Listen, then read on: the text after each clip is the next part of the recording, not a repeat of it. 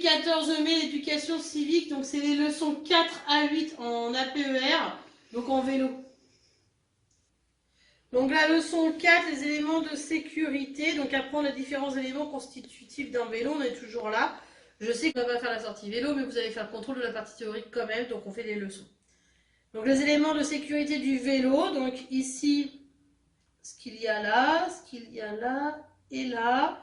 Sur les pédales, on a des pédales avec catadioptre, hein, ça veut dire que cette lumière, c'est pas nous qui la faisons, mais il va y avoir, s'il y a les phares des voitures qui reflètent dessus, ça va s'illuminer, ça, c'est pour ça que ça s'appelle des catadioptres. Et on en a très souvent aussi sur les roues des vélos. Et un autre élément de sécurité, ici, qui serait obligatoire hein, si on sortait avec notre vélo, et le deuxième élément de sécurité. Donc voilà, donc je corrige. Donc le phare arrière qui peut être à pile ou à dynamo, on l'a vu en sciences. La sonnette et le phare avant qui est à pile. Donc les pédales avec les catadioptres et le catadioptre sur les roues. Ensuite le casque et le gilet jaune. Pour la leçon 5, donc ici la partie verte à remettre comment fonctionne donc cette partie du vélo et la partie bleue ici, qu'est-ce qui entraîne quoi?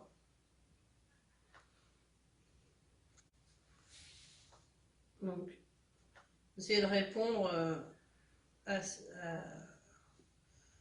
aux petites cases là, si vous essayez de répondre. Et puis moi, Donc les pédales, la manivelle qui tire la pédale, le plateau qui entraîne la chaîne. Et ensuite, on met sur le grand pignon le petit pignon, suivant comment on va avancer. D'ailleurs, peut-être vous en avez plusieurs. Et la roue motrice. Ensuite, l'homme appuie sur les pédales, qui entraîne en rotation le pédalier, qui fait tourner le plateau, qui entraîne la chaîne, qui fait tourner le pignon arrière, grand, petit ou moyen, qui fait tourner la roue et donc qui fait avancer le vélo. Voilà comment ça fonctionne. Pour la leçon 6, donc apprendre les différents éléments constituant d'un vélo. Donc le guidon, il doit être serré, il doit être dans le même axe que la roue avant. Donc ça, c'est tout ce qu'on aurait dû vérifier, nous, pour pouvoir partir. Les pneumatiques, la pression du pneu doit être correcte. Le dessus du pneu comporte des sculptures apparentes. L'état des flancs ne comporte ni entaille ni déchirure. La chaîne, elle doit être correctement tendue selon indication du constructeur. Elle doit être régulièrement lubrifiée. Mettre un petit peu d'huile, quoi. La lumière, le bon état des optiques avant et arrière, le bon fonctionnement des feux, l'état des autres dispositifs réfléchissants, les catadioptres, à savoir l'état de la propreté du dispositif. Les freins, les câbles ne doivent pas être effilochés, les poignées ne sont pas cassées ou absentes, les patins doivent être corrects et tous présents, de à l'avant et de à l'arrière. L'action sur la poignée doit entraîner le serrage des mâchoires. La selle, elle doit être à la bonne hauteur, elle doit être correctement serrée, elle doit être en bon état, elle doit être dans l'axe du cadre. Ensuite, il y a le pédalier, les deux pédales sont présentes, les deux pédales sont bien fixées sur le pédalier est correctement lubrifié, les pignons du pédalier ne sont pas trop usés. Le dérailleur, les pignons du dérailleur ne sont pas trop usés, les lubrifiés, après action sur la manivelle des vitesses et dérailleurs avant et arrière doivent être changés correctement, la chaîne d'un cran à un autre sans résistance ni frottement. Les jantes, elles ne doivent pas être voilées, ne doivent pas être fêlées. Les rayons doivent être correctement tendus en tout et tous présents. Le casque, il doit être changé après un choc ou tous les 5 ans. Tassement des rembourrages, il doit être homologué étiquette NF ou E.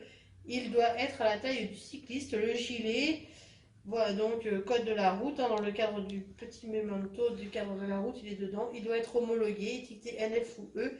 Il doit être adapté à la taille du cycliste. Pour la leçon 7, c'est apprendre les différents éléments constituant d'un vélo.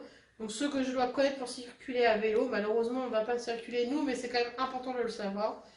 Je mets mon casque à vélo, même pour les petits trajets. J'utilise la piste cyclable s'il y en a une et je ne roule que sur le trottoir. À partir de 8 ans, je ne circule plus sur le trottoir. Seuls les enfants de moins de 8 ans ont le droit. Je respecte le code de la route. Je m'arrête au stop, au feu rouge. Je ne prends pas les sens interdits. Je roule à droite en faisant attention aux piétons qui surgissent, voitures qui débouchent. Je ne roule pas trop près des voitures car une portière pourrait être ouverte à tout moment. Lorsque je roule avec mes copains on se suit les uns derrière les autres. Je tends le bras à gauche et à droite lorsque je veux tourner. Avant de tourner et même pendant, je regarde dans toutes les directions. Une situation me fait peur, je descends du vélo et pose le pied et passe à pied en le poussant. J'évite au maximum de dépasser des bus ou des poids lourds car les angles morts sont dangereux. Lorsque la visibilité est insuffisante la nuit, la pluie, je ne circule jamais sans éclairage et une tenue adaptée. La nuit, je porte des vêtements clairs et ou en brassard fluorescent. Je ne roule pas trop vite. J'évite des vêtements trop serrés ou trop amples qui gênent les mouvements. J'évite les charges lourdes ou encombrantes sur le guidon. J'évite de laisser traîner des objets style écharpe, sac à main, etc. qui pourraient se prendre dans la roue et donc causer problème. Le casque à vélo, hein, indispensable bien sûr. On ne serait pas parti sans. Ensuite, je fais la leçon 8. Donc la signalisation horizontale des marques au sol. Les marques au sol délimitent les endroits où les différents usagers doivent circuler ou s'arrêter. Voici quelques exemples.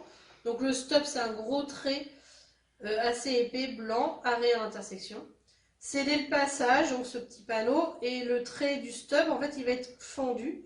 Céder le passage à l'intersection, signal de position, donc on n'est pas obligé de s'arrêter comme le stop, on peut juste regarder et passer. Ligne continue, elle ne doit jamais être franchie, c'est comme un mur, hein. Donc si on la franchit, ben on est en infraction. La ligne discontinue, c'est celle qui nous permet de faire les franchissements, de dépasser. Elle peut être franchie pour effectuer un exemple d'un dépassement. La ligne mixte, donc continue et discontinue, elle est composée d'une ligne continue et d'une ligne discontinue qui lui est accolée. On prend en compte la ligne qui est à côté de soi. Donc si on est près de la ligne continue, on ne doit pas la franchir. Si on est près de la ligne discontinue, on peut franchir. Donc ensuite, indique ce que tu dois faire. Je suis en vélo et je rencontre ce marquage.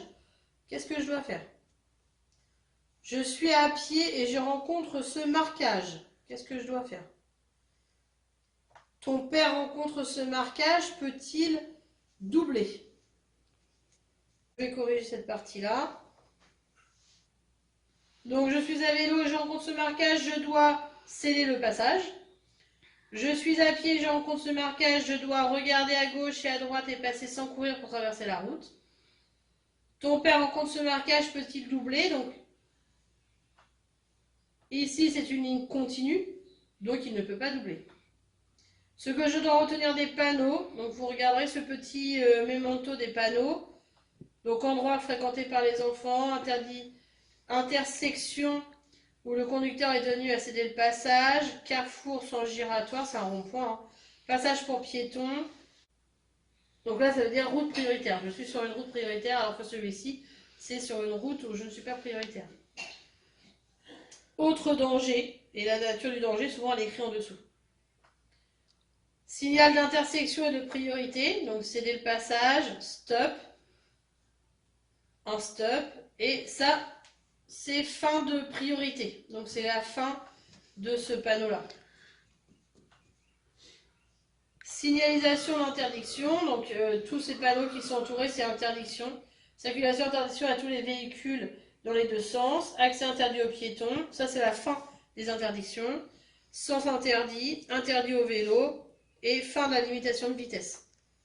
Signalisation obligatoire, donc là c'est obligé d'aller à droite ou à gauche, on ne peut pas aller tout droit.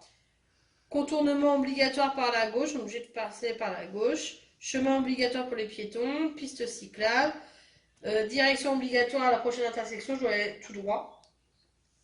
Et là, c'est la fin des voies réservées au bus, fin des voies réservées au tramway. Signalisation d'indication, donc priorité par rapport à la circulation. Donc là, je suis prioritaire. C'est aux autres de s'arrêter. Par exemple, s'il y a un pont ou je sais pas, quelque chose qu'on ne peut pas passer à deux. Passage pour piétons, piste cyclable, dodane. Et les panneaux placés sous un panneau apportent des indications complémentaires. Souvent, il y a des petits panneaux en dessous qui peuvent nous indiquer des indications supplémentaires. Donc, apprendre les différents panneaux, on va ranger ces panneaux dans les bonnes cases. Donc, le danger, l'interdiction, l'obligation, l'indication et la priorité. Donc, les dangers, quels sont-ils? Les interdictions, quels sont-ils? Donc, vous refaites le petit dessin de chacun. Donc ça, je corrige. Donc les panneaux de danger, c'est les triangulaires. Les panneaux plutôt ronds, c'est les interdictions. Rond rouge, hein, rond bleu, c'est les obligations. Carré bleu, c'est les indications. Et ceux-là, c'est les priorités.